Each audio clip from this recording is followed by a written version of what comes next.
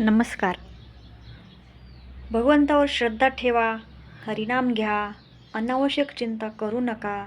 देव आपल्या भक्तांचा सांभाळ करतो आणि योग्य मार्ग दाखवतो. असं कोण म्हटलं आहे बरं? तर असे आपले संत म्हणून गेलेत. आपल्या संतांनी सांगितलेलं आहे की भगवंतावर श्रद्धा ठेवा, हरिनाम घ्या, अनावश्यक चिंता सोडा. म्हणूनच संत तुकाराम महाराजांनी एक सुंदरसा अभंग लिहिलेला आहे आणि तोच अभंग मी आज तुम्हाला सांगणार आहे. तुकाराम महाराज म्हणतात, आवडीने भावे हरिनाम घेशी, तुझी चिंता त्याशी सर्व आहे. जर तू प्रेमाने आणि श्रद्धेने भगवंताचे नामस्मरण केलेस तर तुझी सर्व चिंता देव स्वतः सांभाळतो. देव स्वतः सांभाळतो म्हणजे काय होतं? देव स्वतः येतात का बरं आपली चिंता मिटवायला? तर तसं नाही.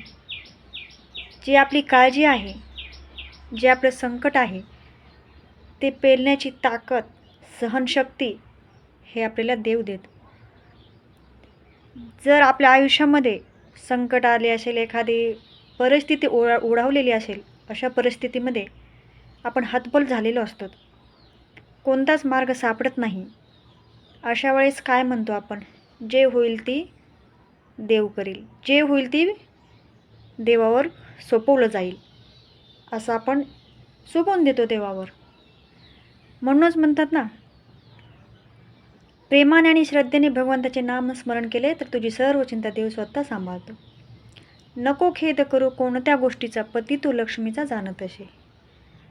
संसारातील कोणत्याच गोष्टीची काळजी किंवा खेद करू नको. आज कसं होईल, काय होणार, मागं जे झालं त्याचा खेद करू नको आणि पुढे जे होणार त्याची काळजी करू नको, असे तुकाराम महाराज सांगतात.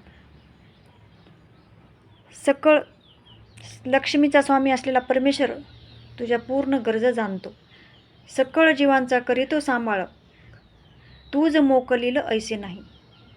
जो देव सर्व सृष्टीचा सांभाळ करतो तो तुला कधीही सोडणार नाही. सोडणार नाही म्हणजे तो आपल्या आजूबाजूला, तो आपल्या पाठीशी खंबीरपणे कोणत्या ना कोणत्या रूपामध्ये तो आपली मदत करीत राहतो.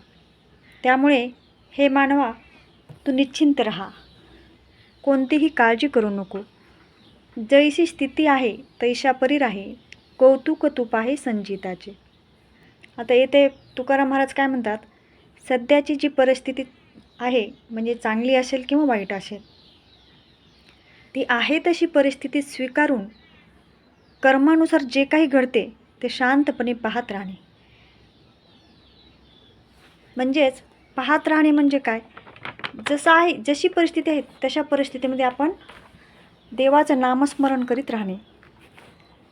एका जनार्दनी भोग प्रारब्धाचा, हरिकृपे त्याचा नाश झाला. समजा या जन्मात आपण चांगले कर्म केले असतील तरीही आपल्या वाट्याला एखादे संकट आलेले असेल, एखादी परिस्थिती ओढावलेली असेल, त्यावेळेस आपण म्हणतो देवाने आपल्याला कोणत्या कर्माचं फळ दिलं, आपण काय पाप केले होते ते आज भोगायचे आले. पण तुकाराम महाराज म्हणतात, काही वेळेस आपण या जन्मात चांगले कर्म केले असले तरी एखादे संकट आले तर ते आपल्या प्रारब्धाचा भोग असतो. म्हणजेच पूर्वजन्मीचे ते कृत्य असते जे की या जन्मी आपल्याला भोगायला येते. तुकाराम महाराज म्हणतात, हे आपल्या प्रारब्धाचे भोग आपल्या वाटेला आले. या परिस्थितीत जर आपण देवाचे नामस्मरण केले, सर्व देवावर सोडून आपण आपले कर्म करत राहिले तर हे संकट सहजपणे निघून जाते. त्यामुळे देवाचं नामस्मरण करत राहा. मंडळी, हा व्हिडिओ आवडला असेल तर शेअर करा, सबस्क्राईब करा, जेणेकरून मला पुढील व्हिडिओ बनवण्यासाठी प्रेरणा मिळेल. धन्यवाद.